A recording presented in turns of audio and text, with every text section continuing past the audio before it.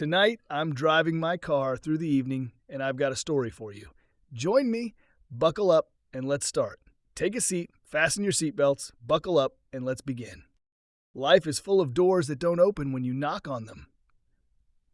No less than those that swing open when you don't want them to at all. The Amber Chronicles. I noticed a strange phenomenon after the second day of school at the Slavic Church Seminary. Some kind of gentleman suddenly appeared after my first independent night trips into my personal worlds. It is located behind my right shoulder. It looks like the appearance of an ordinary person, but rather looks like an impoverished zombie. Some kind of dark green human form. Such a tattered cut inscription and old worn torn rags. Probably wants a military uniform of a soldier's uniform. Peacefully swinging in ulcerated hands an ordinary axe with a sharpened blade that glinted in the glare of the occasional gas lamp light. Upon contact, both vocal and visual, he calls himself a guardian angel. To a direct question, "What do you finally need?" Stranger says, "I'm watching you for now," the scribbler replied. "Why are you watching me?" I asked uncomprehendingly, so that he doesn't run far. This gentleman replied with an unchanging grin on his terrible face, which was covered with scars from cuts. "What are you waiting for more?" Again I asked a leading question. "I'm waiting for the morning sun to rise. You'll find out for yourself soon," the guard said, smiling mysteriously through his rare rotten teeth, swinging his old axe. But this guy is not aggressive. He's strange. He's just standing there and watching me. Or something else invisible and incomprehensible. Maybe someone has come across what kind of Mr. Subject is this?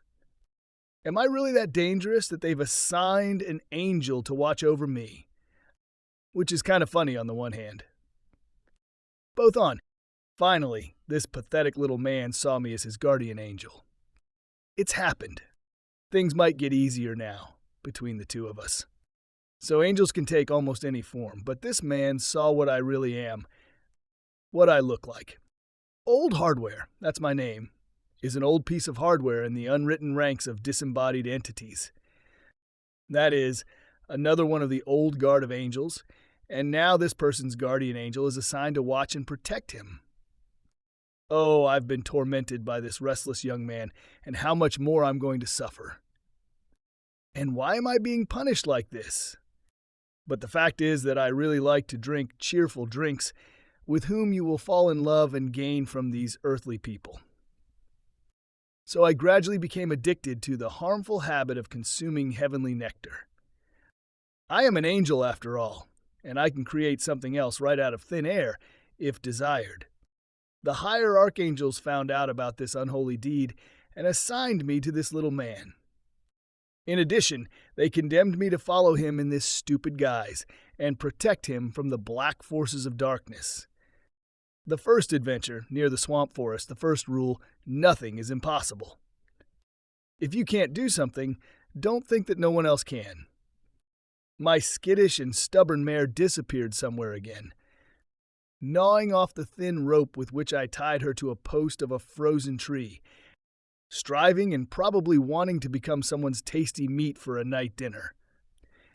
In this dark, deserted, and gloomy forest, where we were now, having stopped for the night and rest. I am Agni, and the same angel overseer Hardware, from those very first days spent in the seminary, when I was an inexperienced novice, as my mentors later explained to me. I discovered the ability to see unusual vision, to see invisible entities that are inaccessible to ordinary people. The institution where I studied was quite unusual for the Slavic diocese of the church. It recruited students from everywhere, from all the boundless lands of the middle woodlands with supernatural abilities. This seminary trained hunters for all evil spirits displeasing to God and vile, seducing weak, unstable, lost souls of people, disembodied creatures climbing from the depths of hell. Having found out about my personal guardian and my secret gift, the tutors of the seminary began to teach me with a vengeance all the secret teachings of combat white magic, counteraction to black magic, and all the other wisdom of their craft. After a couple of years, my studies ended and the masters blessed me, provided me with a set of necessary amulets, artifacts, and a personalized enchanted dagger in the shape of a holy crucifix, and sent me into life to help and serve ordinary people in the church, giving me easy tasks through their messengers and magic mail. Then everything, as I gained experience, more and more difficult and challenging. This is my alma mater.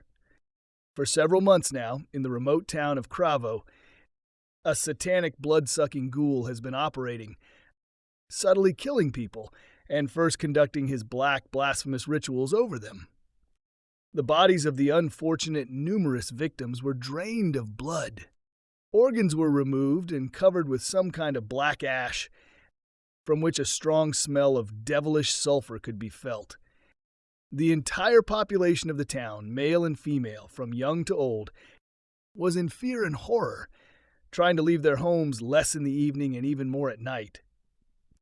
Reinforced by volunteers and driven by the promise of a large reward for their capture, the city guard ran off their feet, searching for this elusive, bloodthirsty ghoul, each time attacking a hot trail and another victim, again and again losing sight of him, like an old hound dog that cannot follow the trail of a forest hare.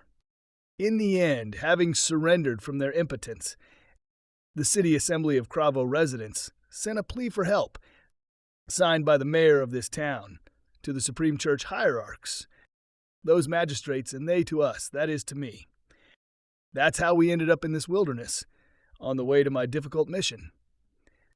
After trampling and shivering in the autumn morning chill, near a long extinguished campfire, and shouting for my young and skittish filly to look and tidy up, I looked hopefully at my keeper, but Hardware just shook his head, expressively running his thumb over his throat.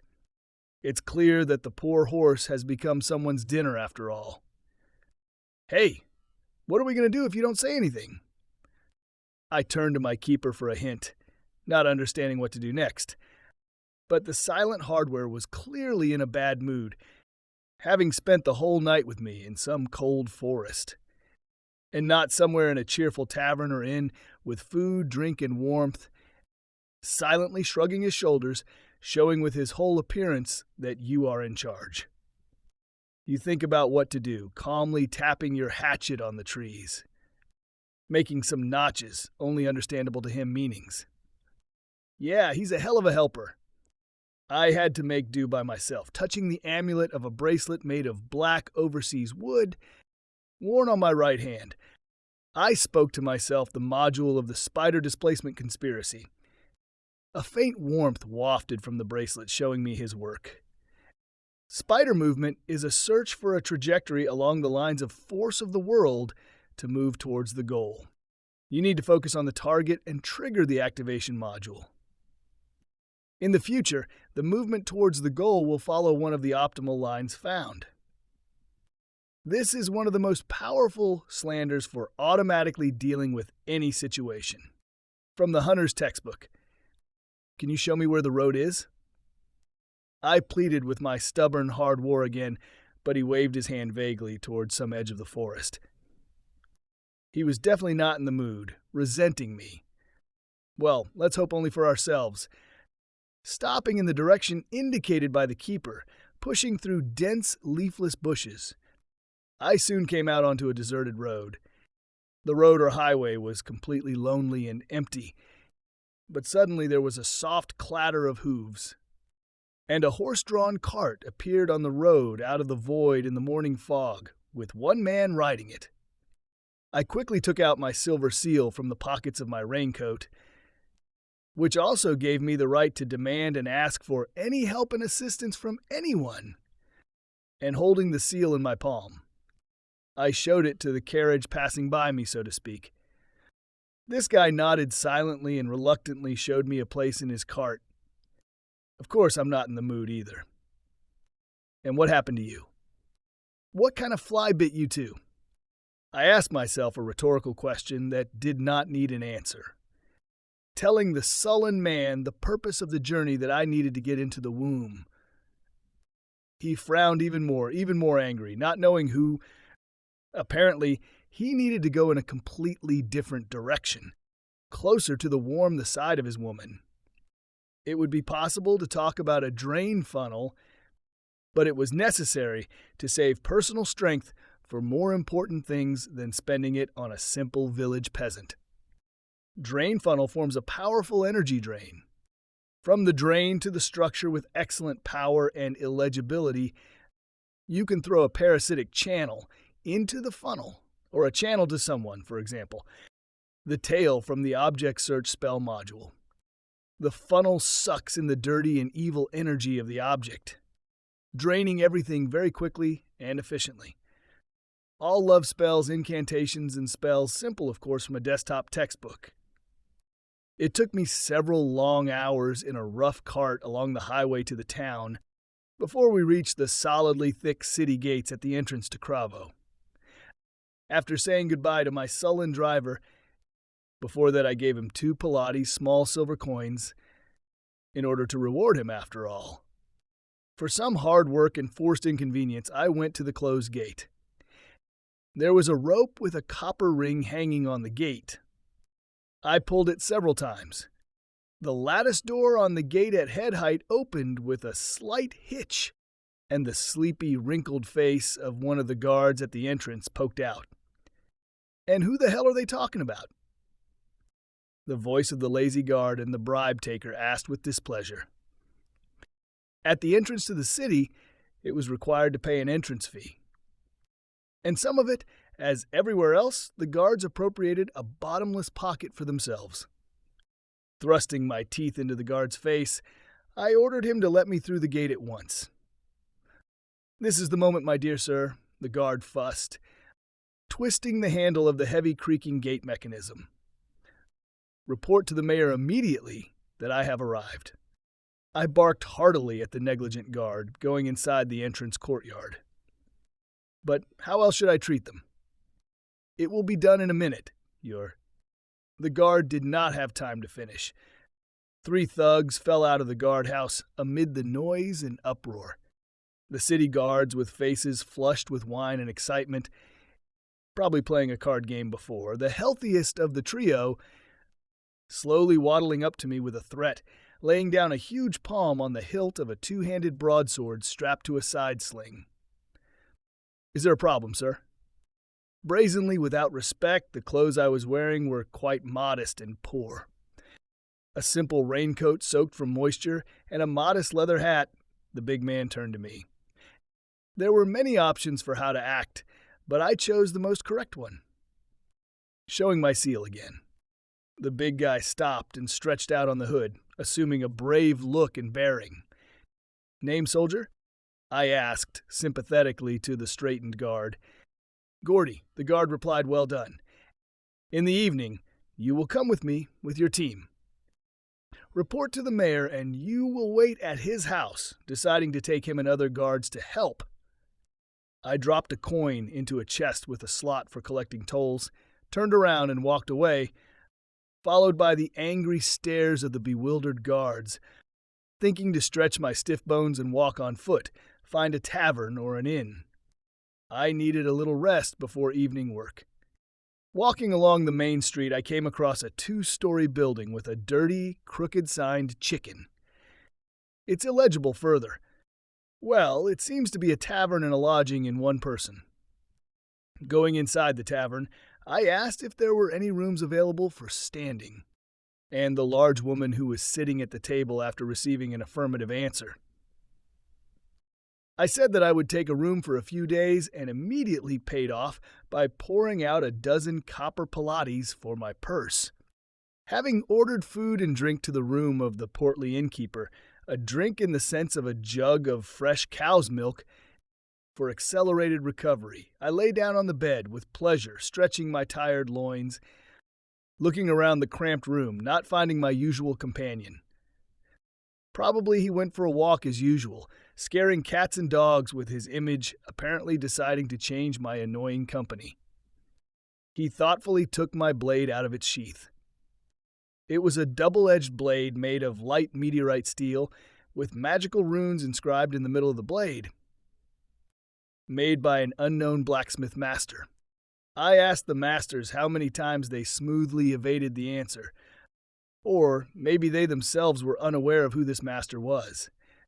The guard of the blade was wide and elongated, carved from obsidian along with a bone hilt, with a spherical pommel of the hilt decorated with a large faceted crystal of black terminal. This blade did not serve to protect or attack ordinary people. When the steel of the blade came into contact with the devilish essence, it absorbed it into itself like a sponge, taking its black soul essence inside, storing it inside and not releasing it anymore. If you looked closely with your free vision, you could see dark, voiceless shadows floating and writhing like swamp leeches deep in the steel of the blade. There were already more than a dozen black magical souls on his account. Holding the blade in my hands, I unknowingly fell into a light and fast sleep, apparently unconsciously turning on the spell, Colored Dreams, because I had an unusual dream. Colored Dreams. Dreams on request, including the opportunity to get a good night's sleep, wake up refreshed, order a sleep scenario, watch certain events in your life or other events, get the necessary information, become aware of yourself in a dream by controlling sleep, object search to find the object of interest, but in a dream. Finding the root of an object is to find what gave rise to the object, its connections and causes. In a dream, I saw the reason and who was to blame for everything. He was a local resident of the city, quite influential, a merchant who lived in a rich two-story house. But now and in the future he will hide in some poor wooden hut full of people. He caused this dark force, the demonic essence of the Wolfman, to materialize, while simultaneously inhabiting it himself and staying in a completely different place. The Wolfman, having done his dirty deed, killing another victim, disappeared, evaporating right into the air. I felt all this in a dream. The day was rolling towards late evening. When I woke up from sleep, I had to get to work, jumped out of bed, drank a cup of milk in one gulp, had a quick snack. Hardware had already appeared, standing by the window, holding his axe on his shoulder, focusing on the obsidian charm bracelet on my left arm. I cast several spells in a row, scent magic, object search, life control, air transmutation, and 28 lives. The slander, the smell of magic, refers to the search for magical demonic entities that change the reality of the world locally, for situations when a person cannot understand the causes of events, or doubts that this is someone's influence. The reason for this influence may not be a conscious negative impact. Life Control is a revitalizing magical combat spell that can be used on one dedicated organ of the body to give or take vital energy from enemies. Transmutation of air creates an opportunity to transform an object, a situation through working with probabilities. Affects both the personal future and the future of the world around us, which means working in different frequency bands. 28 Lives is an enhanced version that restores and nourishes the silver life thread. Builds a dense structure around it like armor, including additional channels. Well, that seems to be it. You can get ready to go. Throwing on my cloak, I turned to Hardwara. Well, let's show everyone that we don't eat our bread for nothing. The guard nodded silently, agreeing with me, and threateningly waved the axe over his head, showing that he was not actually against it. It was already night and dark outside, and the full yellow-faced moon had risen when we left the hospitable inn. I didn't need a torch and a kerosene stove with my extra vision-dilated pupils. I saw in the dark no worse or maybe better domestic cats. The boulevard didn't need any light sources either. So we walked through the night streets, an indistinguishable pair, making our way to the burgomaster's house. My intuition told me that the Wolfman would also be out on his bloody hunt soon today. And today it was necessary to stop this madness of death dancing on the streets of the city. There were no passers-by on the streets at all. Everyone was hiding in their houses from horror, defending themselves with flimsy doors and flimsy walls of houses.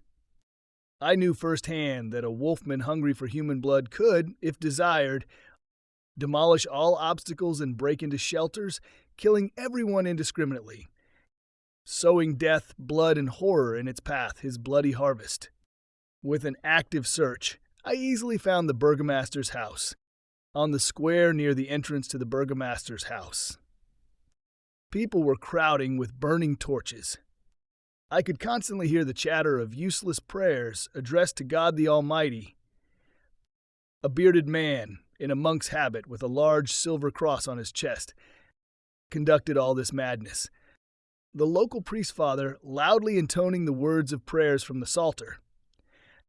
Worshipping parishioners in a hysterical trance, stood aside a group of guards with prided arms with swords and halberds, huge pistols at the ready, apparently fearing an unexpected attack from a mystical scourge. I approached him with questions. What kind of father is so strange, and why don't the parishioners pray in the city church? Gordy replied, embarrassed, and spoke in a voice trembling with fear. This is the city priest, Father Belislav, and they are praying because something desecrated our church the other day. The bell on the bell tower cracked and no longer rings properly. The altar with icons is painted with all sorts of diabolical inscriptions. The pulpit was burned by an incomprehensible fire that got there. When I heard this news, I thought about it. It seems that evil has gained strength here. It was so easy not to stop it. Rule 2, calculate the consequences, but not more than 2 steps ahead. The outcome of the game can change at any moment due to a change in the initial parameters of reality. The job no longer seemed so simple to me. The desecration of the city temple, it was already serious, but it was too late to retreat. Pulling myself together, I asked Gordy, "What are your pistols loaded with?" "I know what. Sprinkled with holy water with a powder charged with lead," Gordy replied. "Recharge it. Find some salt and charge it instead of lead. It should help a little." Well, holy water is also a thought. You need to tell your father and parishioners to hold holy water in their hands for protection. I replied proudly. Gordy nodded and went back to his guards, giving short commands and approaching his father, interrupting him and saying something in his ear. A couple of guards darted somewhere into the darkness, probably went in search of salt. As time passed, the tension in the air grew before our eyes. The frightened howling of yard dogs could be heard in the distance. As if anticipating something, echoes of fake church chants and howls of dark-inspired entities could be heard. The echo of spoiled bell ringing, the desecrated church came to life at midnight, breathing in the satanic energy of death. The priest, shuffling his feet in his casket, ran up to me as if seeking protection. "Hello, sir. I don't know what your name is. I was told that you come on, Father. Time is running out. I'm Agni from the Brotherhood of Hunters," I said, interrupting him in mid-sentence. "Do you have holy water?" "No." "Oh my God. All the holy water for prayer was stored in the temple, and now it's spoiled too. And it could only be prepared there with God's help." Father Belislav began to tell me, "Okay, find some salt, 2 bags, and put it in a thin line around the square without interruption. It can help protect parishioners from small demons and magical creatures." I gave practical advice to the Holy Father. I didn't use holy water much in my work, relying more on my amulets, artifacts, and salt, which is more common and effective. The music of the fake chant grew louder by the minute, and the devil's drums began to beat, as if tapping out the rhythm of St. Vitus's grave dance when the bones and skeletons of the dead in cemeteries, inspired by the black power of evil, rise from ancient and fresh graves, as if dancing, twitching to an unknown rhythm like puppets. I glanced at my usually calm guardian, who was standing next to me, staring intently into the black distance, where the sound of infernal drums was growing more and more, probably ready, as always, for the upcoming battle with evil spirits. My magic amulet, a star ruby pendant framed in a disc of pure silver, hanging on my chest under my cloak, trembled slightly, reminding me of myself. I took it out from under my cloak and left it hanging on top of my clothes. I quickly cast another powerful spell, the Separation of Worlds, fortunately, while I had a free minute, activating the pendant for a dangerous situation. Separation of Worlds, it is possible to single out what is necessary to be in life and reality, and what should not be present in it. The rest will fall into the third, but there may be side effects in the process of changes. The separation follows the lines of force of the world, and if used carelessly, can lead to very serious consequences. It is recommended to use it only in emergency situations or when absolutely necessary. Using this spell algorithm does not guarantee the price of the changes that occur.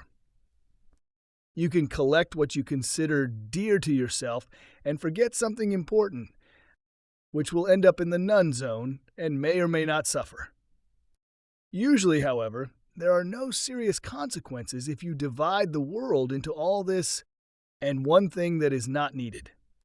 When the slander algorithm is activated, the unnecessary is released from consciousness, as if by moving outside, away from oneself, after which you just need to switch your attention for a while to something else from the hunter's textbook.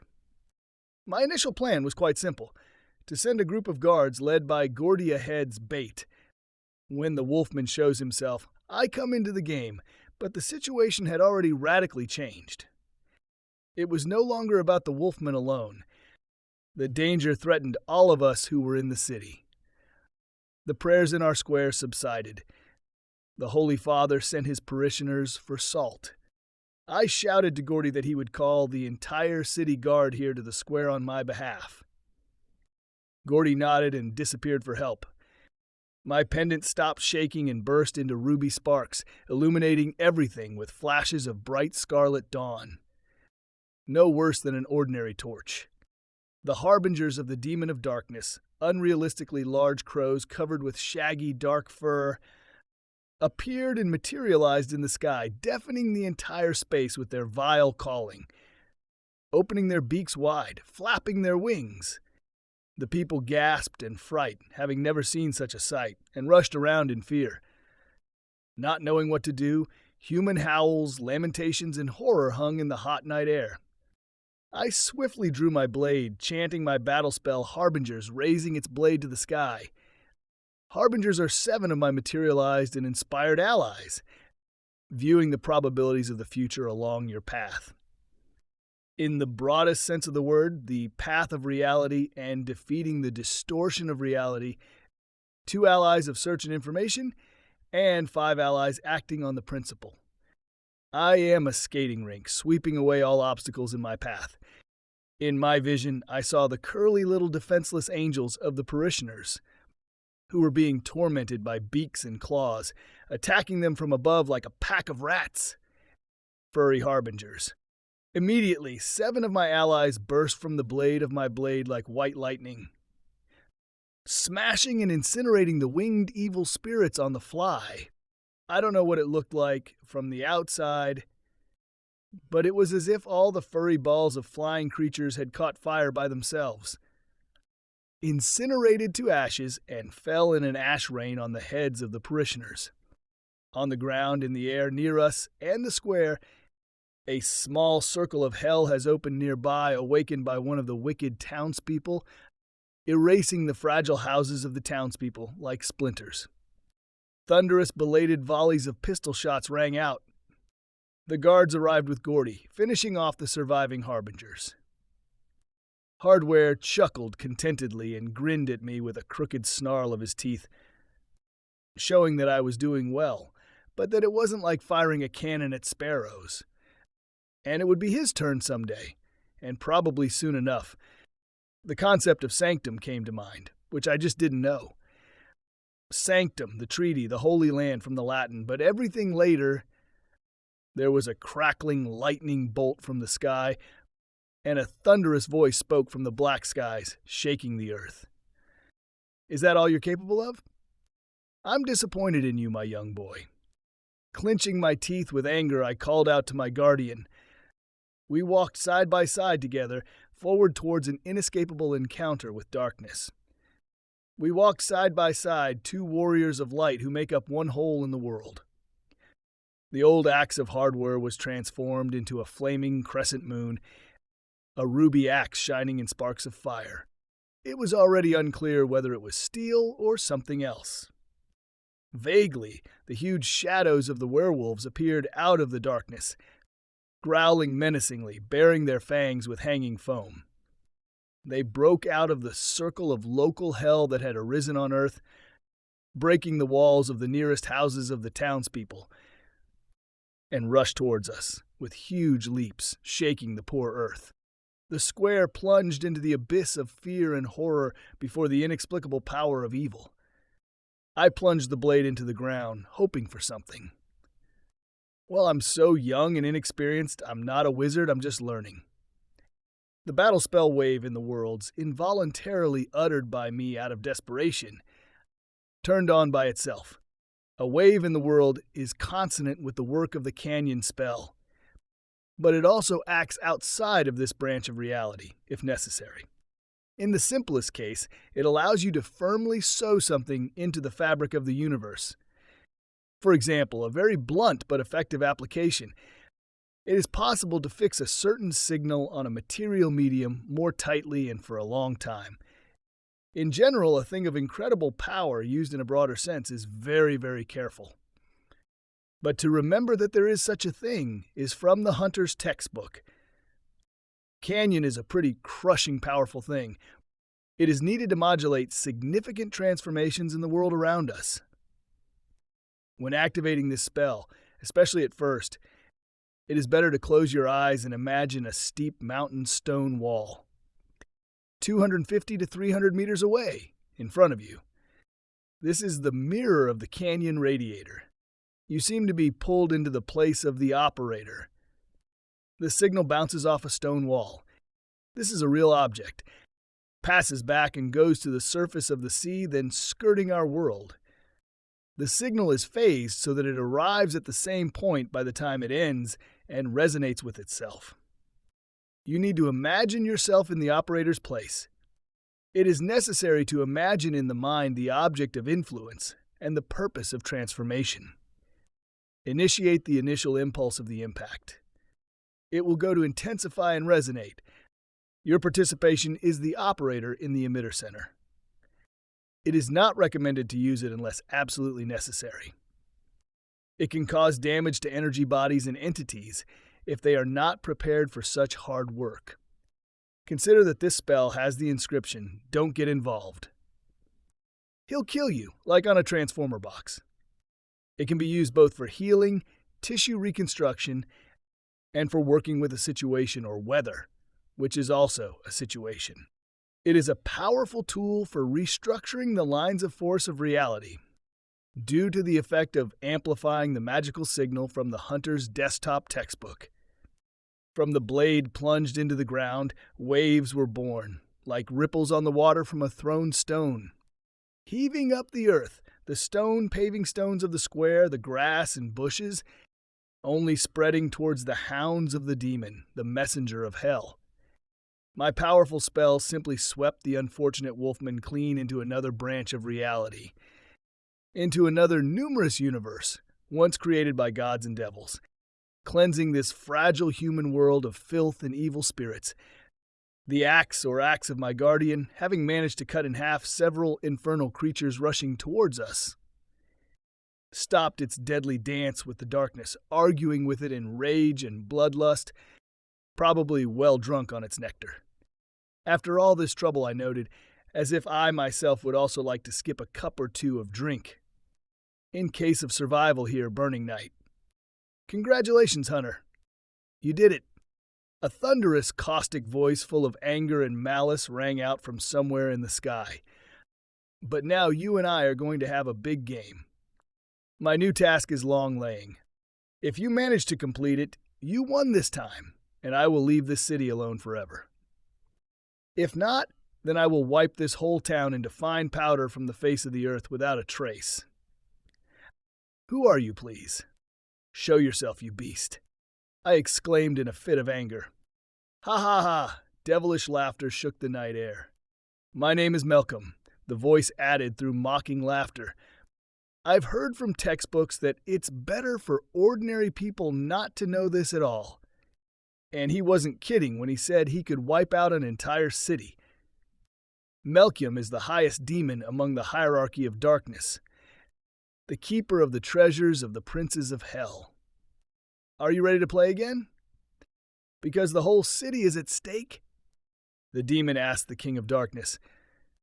Rule 3, there is no fate. You create your own way and only myself. And one more thing, the guidance of the masters of the seminary to me on the path to life.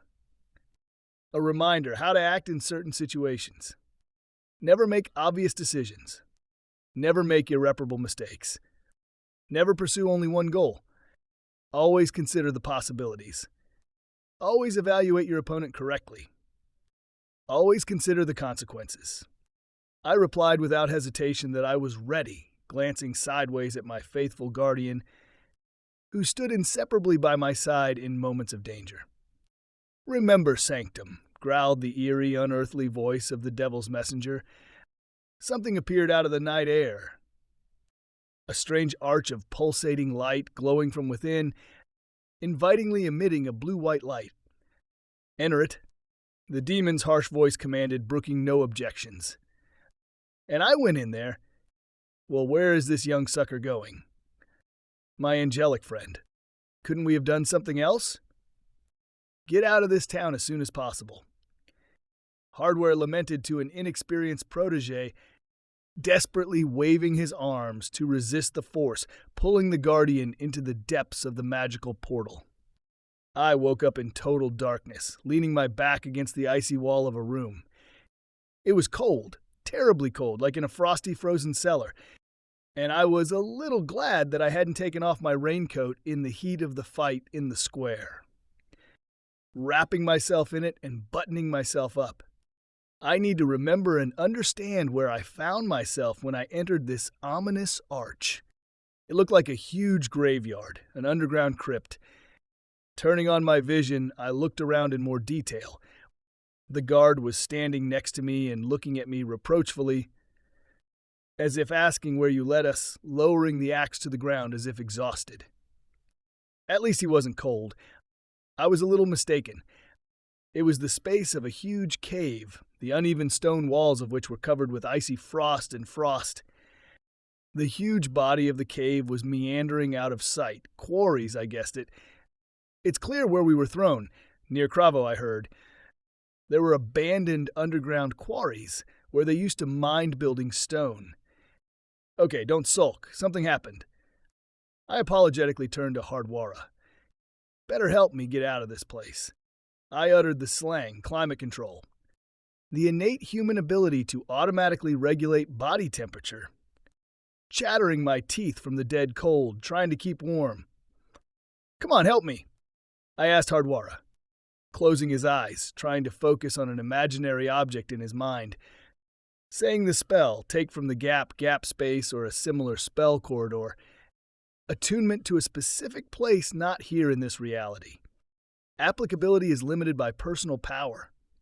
Take from the gap, pulling out information or objects. The same thing is similar.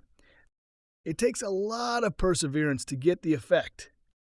A quick effect is probably not possible for most magicians, but the basic settings of the algorithm and the state of magic are still there.